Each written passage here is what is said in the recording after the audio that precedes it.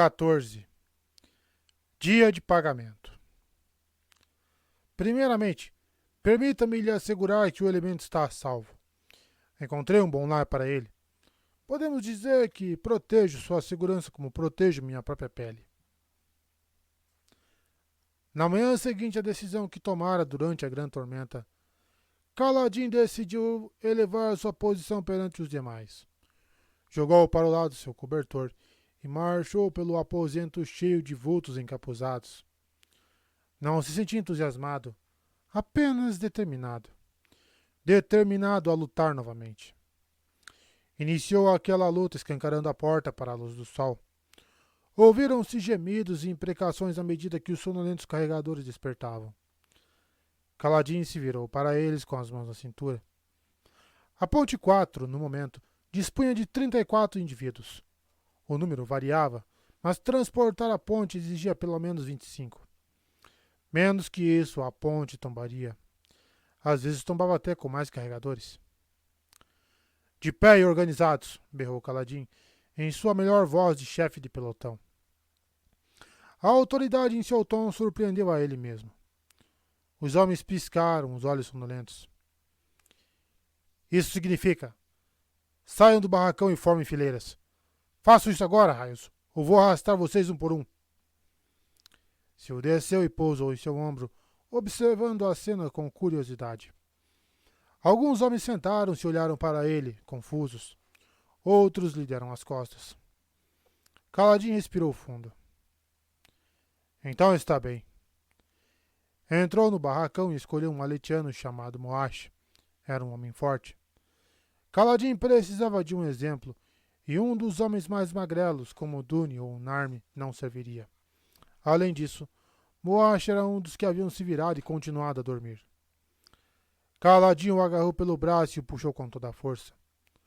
Moash se levantou aos tropeços. Era um homem jovem, talvez da idade de Kaladin, e tinha o rosto aquilino. Deu fora, raios! Vociferou ele, recolhendo o braço. Kaladin lhe deu um soco no estômago, onde sabia que o deixaria sem ar.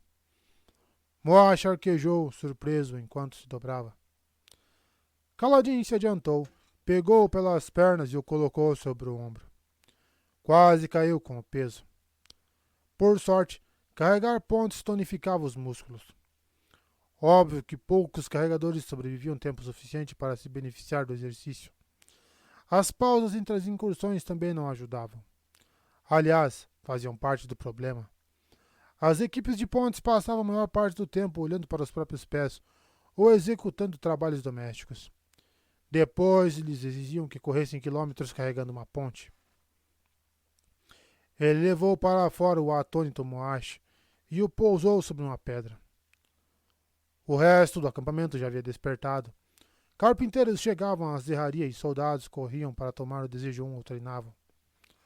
As demais equipes de pontes, lógico, ainda estavam dormindo. Normalmente podiam dormir até tarde, a menos que tivesse uma incursão matinal. Kaladin deixou Moash onde estava e voltou para o barracão. Vou fazer a mesma coisa com cada um de vocês, se for preciso. Não foi preciso. Os espantados carregadores saíram em fila para a luz do dia, pestanejando. Muitos estavam de torso nu, vestindo apenas calças que lhes iam até a altura dos joelhos. Moash se pôs de pé, massageando o estômago, e olhou raivosamente para Kaladin. As coisas vão mudar na ponte 4, disse Kaladin. Para começar, ninguém mais vai dormir até tarde. E o que vamos fazer então? Perguntou Sigizil, homem de pele marrom escura e cabelos pretos, traços que o definiam como macabaquiano, habitante do sudoeste de Rochar. Era o único carregador sem barba e, a julgar por seu sotaque suave, devia ser azichiano ou emuliano. Os estrangeiros eram comuns nas equipes de pontes. Aqueles que não se adaptavam acabavam na escória do exército. Excelente pergunta, disse Kaladin. Nós vamos treinar. Todas as manhãs, antes das tarefas, vamos carregar a ponte para aumentar nossa resistência. Vários homens fizeram expressões sombrias ao ouvir. Eu sei o que vocês estão pensando, prosseguiu Kaladin. Nossas vidas já não são difíceis o suficiente? Não deveríamos ter o direito de relaxar nos poucos momentos que isso é possível? Sim, disse Leighton, homem alto e corpulento de cabelo crespo. É isso. Não, vociferou Kaladin. As incursões com a ponte nos deixam exaustos porque passamos a maior parte dos dias descansando. Ah, eu sei que nós temos tarefas. Recolher coisas no abismos, limpar latrinas e lavar o chão. Mas os soldados não esperam que nós nos esforcemos. Só querem nos manter ocupados. O trabalho permite que eles nos ignorem. Como chefe de ponte de vocês, meu primeiro dever é manter todos vivos. Não posso fazer muita coisa sobre as flechas dos partindianos, mas tenho que fazer alguma coisa por vocês. Tenho de tornar vocês mais fortes para que, quando estiverem percorrendo o último trecho da incursão, com as flechas voando, vocês consigam fugir depressa. Ele encarou cada homem na fileira, um por um. Quero que a ponte 4 nunca mais perca nenhum homem. Os homens o olharam com incredulidade. Finalmente, um sujeito grande e musculoso que estava ao fundo soltou uma gargalhada. Tinha a pele bronzeada, cabelos bem ruivos e quase 2 metros de altura, com braços e peitos fortes. Os Uncalaquianos, chamados de Papaguampas pela maioria das pessoas, constituíam um grupo que habitava o centro de Rochar, nas proximidades de Jaqueved. Na noite anterior, ele informara que seu nome era Rocha. Loucura, disse o Papaguampas. Homem que quer ser líder é um louco. E deu uma sonora risada. Os outros o acompanharam, balançando a cabeça e olhando para Kaladin. Alguns esprenos de riso, pequenos espíritos prateados, semelhantes a peixinhos que zuniam no ar em padrões circulares, começaram a esvoaçar em torno deles. Ei, Gás, chamou Moash, botando as mãos em concha ao redor da boca. O sargento baixo e caolho estava nas proximidades, conversando com alguns soldados. O quê? Gritou ele com ar aborrecido. Esse aqui quer que a gente carregue pontes para fazer exercício, respondeu Moash. Nós temos que fazer o que ele diz? Bah, disse Gás, agitando a mão. Os chefes de pontes só têm autoridade no campo. Moash olhou para Kaladin. Parece que você pode ir para o raio que o parta, amigo. A menos que pretenda bater em todos nós. O grupo se dispersou. Alguns homens retornaram ao barracão, enquanto outros se dirigiam aos refeitórios. Kaladin ficou sozinho. Isso não deu muito certo, disse Sil, empoleirado em seu ombro. Não mesmo. Você parece surpreso. Não, só frustrado. Ele olhou para Gás. O sargento de pontes lhe virou as costas de forma deliberada. No exército de Amaram me deram homens inexperientes, mas nunca homens ostensivamente insubordinados. Qual a diferença? Perguntou Sil. Uma pergunta muito inocente. A resposta deveria ser óbvia, mas ela inclinou a cabeça, confusa. Os homens do exército de Amaram sabiam que podiam ser mandados para lugares piores. Podiam ser punidos. Os carregadores de pontes sabem que chegaram ao fundo do poço. Ele deu um suspiro e esperou que uma parte de sua atenção se dissipasse. Só de ter conseguido tirar esses homens do barracão já foi sorte. E agora, o que você vai fazer? Não sei. Kaladin olhou para o lado, onde Gás ainda conversava com os soldados. Na verdade, sei sim. Gás percebeu Kaladin se aproximando e arregalou os olhos em uma súbita expressão de terror. Parou de falar e rapidamente desapareceu por trás de uma pilha de troncos. Seu, disse Kaladin. Você pode segui-lo para mim? Ela sorriu, transformou-se em uma fina linha branca e disparou no ar, deixando uma trilha que desapareceu lentamente. Kaladin se plantou no local onde Gás estivera. Sil retornou pouco depois e reassumiu sua forma feminina. Ele está escondido entre aqueles 2 barracões, ela apontou. Está agachado lá, espiando para ver se você vai atrás dele. Com um sorriso, Kaladin contornou os barracões. Na passagem que Sil indicara, encontrou uma figura agachada nas sombras, olhando na outra direção. Adiantando-se, ele agarrou um dos ombros de Gaz, que soltou um ganido e se virou, pronto para desferir um soco. Kaladin segurou o pulso dele com facilidade. Gaz o olhou aterrorizado. Eu não podia mentir. Raiz, você só tem autoridade no campo. Se me machucar de novo, eu vou mandar... Calma, Gaz. Kaladin soltou o homem. Não vou machucar você. Não ainda, pelo menos. O homenzinho recuou, esfregando o ombro e lançando um olhar mortífero a Kaladin. Hoje é Chachel, dia de pagamento, disse Kaladin. Você vai receber o seu dentro de 1 hora, como todo mundo. Não. Você já está com o meu pagamento. Vi você conversando com o mensageiro. Kaladin estendeu a mão. Gaz rosnou, mas puxou uma bolsa e contou algumas esferas em cujo interior brilhavam minúsculas luzes brancas. Marcos de diamante, cada um valendo 5 claretas. Com uma clareta se comprava um pão. Gaz contou 4 marcos. Embora houvesse 5 dias e 1 semana, os entregou a Kaladin. Kaladin manteve a mão aberta com a palma virada para cima. A outra, Gaz. Mas você disse... Agora. Sobressaltado, Gaz pegou mais uma esfera. Você tem um modo estranho de manter sua palavra, Fidalgote. Você me prometeu... Ele se interrompeu quando Kaladin pegou a esfera que acabara de receber e a devolveu. Não se esqueça de onde isso vem, Gaz. Vou manter minha palavra, mas você não vai ficar com parte do meu pagamento. Eu é que estou lhe dando uma parte, entendeu? Gaz pareceu confuso, mas pegou a esfera na mão de Kaladin. O dinheiro vai parar de chegar se alguma coisa acontecer comigo, disse Kaladin, embolsando as outras esferas. Depois deu um passo à frente. Sendo um homem alto, avultava sobre Gaz, muito menor. Lembre a nossa barganha. Fique fora do meu caminho. Recusando-se a ser intimidado, Gaz cuspiu para o lado. Uma saliva escura que grudou na parede de pedra e começou a escorrer lentamente. Eu não vou mentir por você. Se acha que uma porcaria de marco vai. Eu só quero o que pedi. Quais são as tarefas da Ponte 4 para hoje?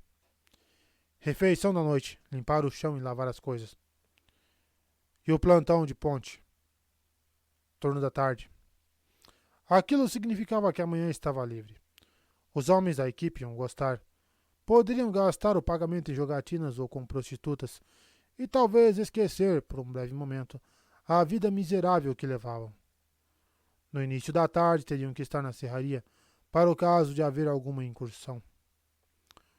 Outro dia jogado fora. Kaladin se virou e andou na direção da serraria. Você não vai mudar nada, gritou Gaz. Aqueles homens são carregadores de pontes por um motivo. Kaladin continuou caminhando. Sil desceu do teto e pousou em seu ombro. Você não tem autoridade, continuou Gaz. Não é um chefe de pelotão no campo de batalha. É um raio de carregador de pontes. Ouviu?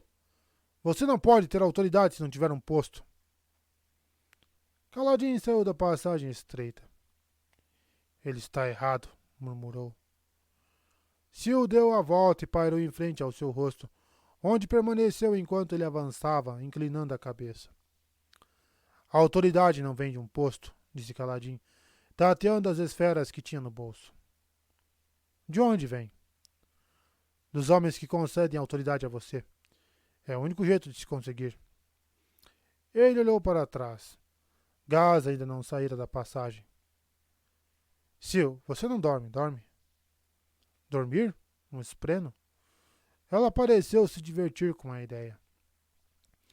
Você poderia tomar conta de mim durante a noite, para garantir que Gaz não entre no alojamento e tente alguma coisa enquanto estou dormindo. Ele pode mandar alguém me matar. Você acha que ele realmente faria isso?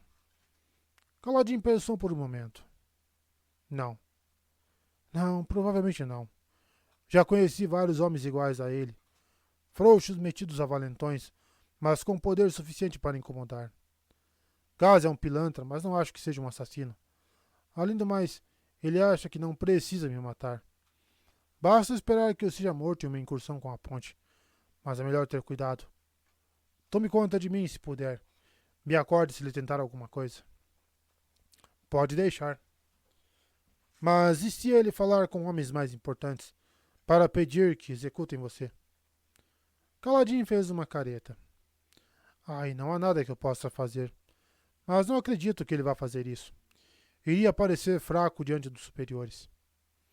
Além disso, a decapitação estava reservada a carregadores que se recusassem a avançar na direção dos partes indianos. Enquanto carregasse a ponte, ele não seria executado. Na verdade, os comandantes do exército hesitavam em aplicar punições aos carregadores de pontes. Há pouco tempo, um idiota cometera um assassinato e fora imediatamente pendurado sob uma grande tormenta. Fora isso, Caladinho só vira homens com os salários retidos devido a brigas ou chicoteados por sua lentidão no início de uma incursão com a ponte. Eram punições mínimas.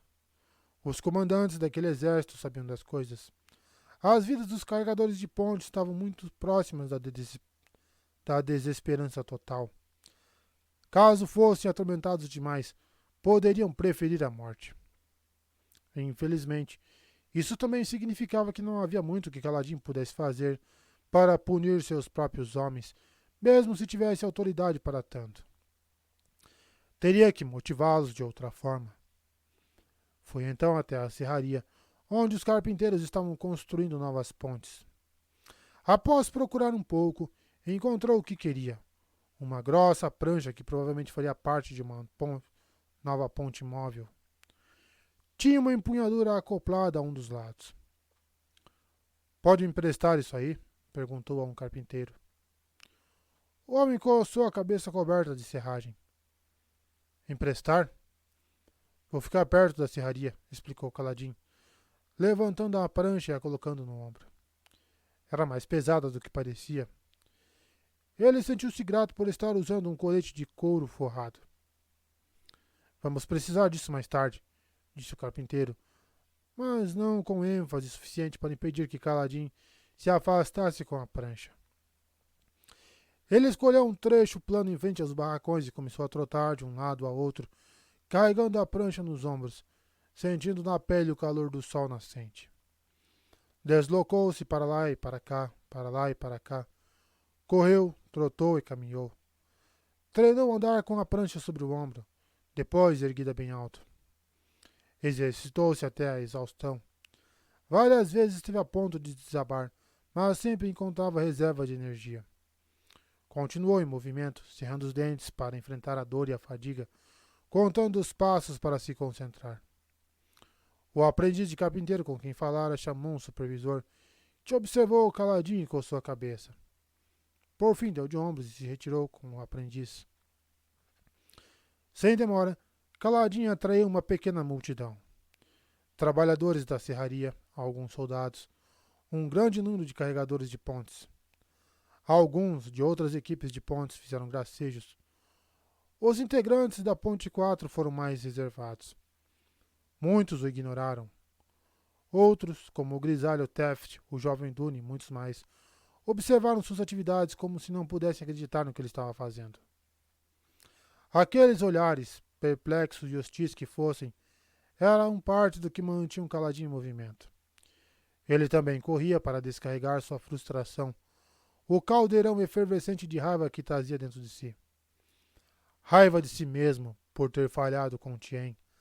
Raiva do Todo-Poderoso que criara um mundo onde uns jantavam em meio ao luxo, enquanto outros carregavam pontes. Tamo junto, irmão. A sensação de exaurir segundo sua escolha era surpreendentemente boa. Ele sentiu-se como nos primeiros meses após a morte de Tien, quando treinava com a lança para esquecer. Quando soaram os sinos do meio-dia, chamando os soldados para o almoço, Caladinho por fim parou, pousou a prancha no chão e alongou os braços para relaxar os ombros. Exercitara-se durante horas. Onde encontrara forças? Respingando suor sob as pedras, ele correu até a serraria e tomou um grande gole da água no enorme balde. Os carpinteiros geralmente expulsavam os carregadores que tentavam fazer isso, mas não disseram nada quando viram sorver 2 conchas da metálica água pluvial. Satisfeito, Kala acenou para uma dupla de aprendizes e voltou correndo para a frente do barracão, onde deixara a prancha. Rocha, o grande papaguampas de pele bronzeada, estava erguendo o senho franzido. Taft viu caladinho e apontou para a rocha. Ele apostou uma clareta com alguns de nós que você tinha usado uma tábua leve para nos impressionar. Se os homens pudessem sentir sua exaustão, não estariam tão céticos.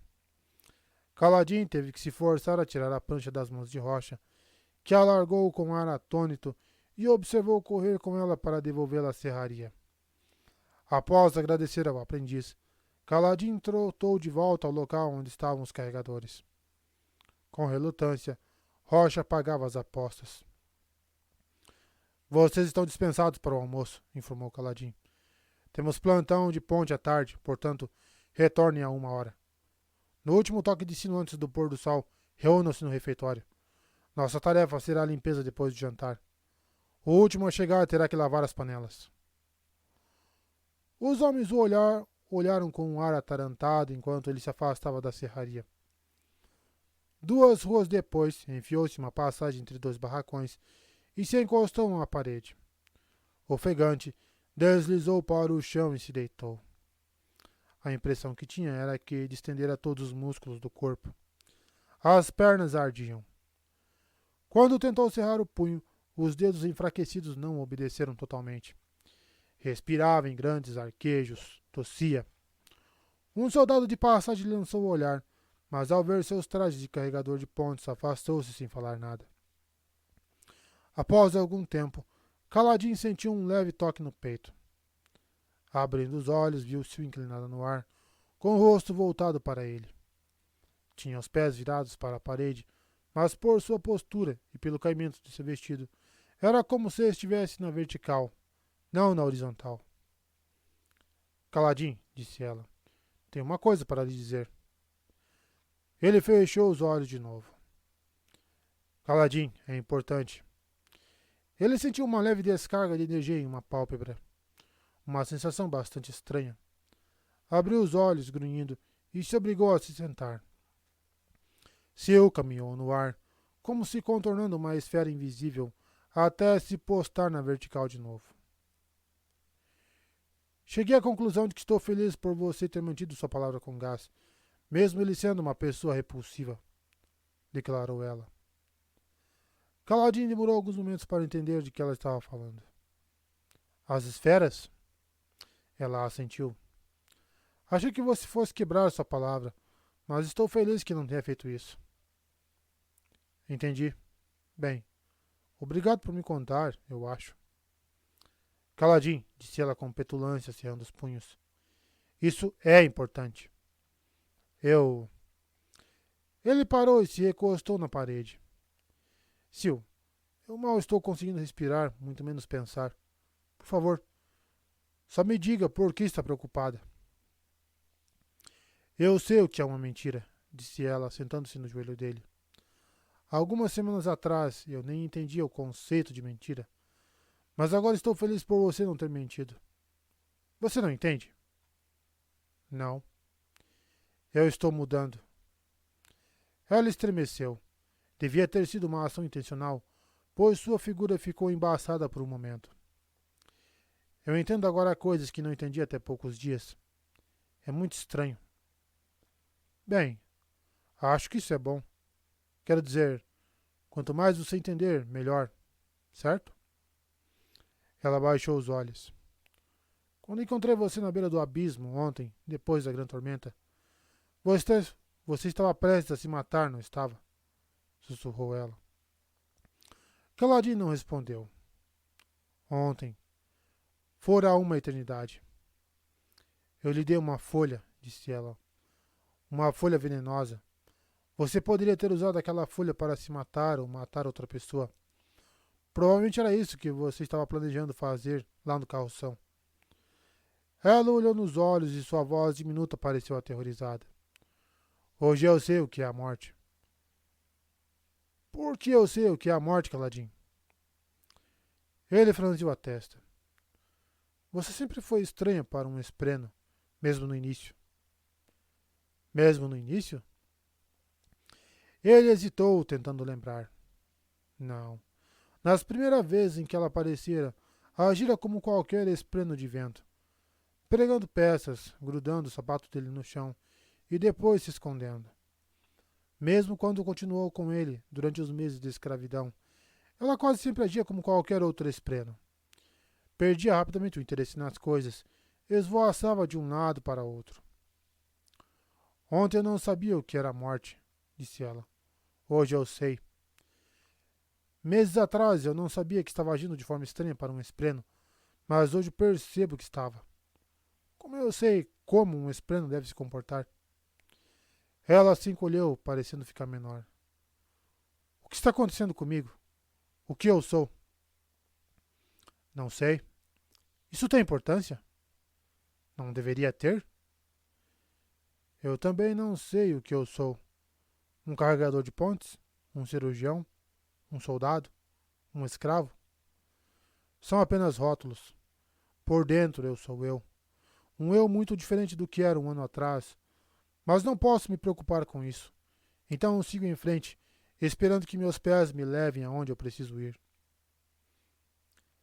Caladinho, você não ficou zangado comigo por eu ter lhe trazido aquela folha? Sil, se você não tivesse me interrompido, eu teria pulado no abismo. Aquela folha era o que eu precisava. De algum modo, foi a coisa certa. Ela sorriu e ficou observando o Caladinho, que começara a se alongar. Quando terminou, pôs-se de pé e retornou à rua, quase recuperado da exaustão. Silas o uniu no ar e sentou-se em seu ombro, com os braços apoiados atrás e os pés pendurados à frente, como uma garota na beirada de um precipício. Que bom que você não está zangado, embora eu ache que você é o culpado pelo que está acontecendo comigo. Antes de encontrar você, eu nunca tive que pensar sobre morte nem sobre mentiras. Eu sou assim mesmo, disse ele secamente. Levo mortes e mentiras aonde quer que eu vá. Eu e a guardiã da noite. Seu franziu a testa. Isso foi... disse ele. Sim, foi sarcasmo. Ela inclinou a cabeça. Eu sei o que é sarcasmo. Depois sorriu maliciosamente. Eu sei o que é sarcasmo. Paz das tempestades, pensou caladinho, olhando os olhos exultantes de Sil. Parece um mau sinal. Espera um pouco, disse ele. Esse tipo de coisa nunca aconteceu com você? Não sei. Não consigo me lembrar de nada antes de um ano atrás, quando te vi pela primeira vez. É mesmo? Isso não é incomum, disse Sil, encolhendo os ombros translúcidos. A maioria dos esprenos não tem boa memória. Ela hesitou. Não sei como eu sei disso. Bem, talvez seja normal. Você pode ter passado por um ciclo como esse antes, mas apenas esqueceu. Isso não é um consolo. Não gosto da ideia de esquecer. Mas a morte e as mentiras não incomodam você? Incomodam? Mas se eu perdesse essas lembranças? Ela olhou para cima e caladinho seguiu a direção de seu olhar, avistando dois esprenos de vento viajando em uma corrente de ar, livres e despreocupados. Você está com medo de seguir em frente, disse caladinho, mas fica aterrorizada com a ideia de voltar a ser o que era. Ela assentiu. Sei como você se sente, disse ele. Vamos, preciso comer. E quero pegar umas coisas depois do almoço.